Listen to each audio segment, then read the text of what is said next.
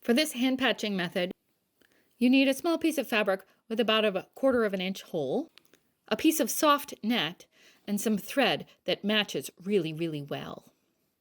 Baste the net to the fabric so that it covers behind the hole.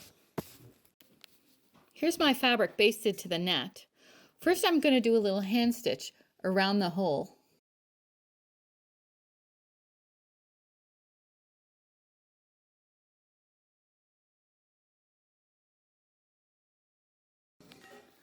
Now I'm going to weave my thread back and forth across the hole, catching the net and the fabric and that little stitch that I did.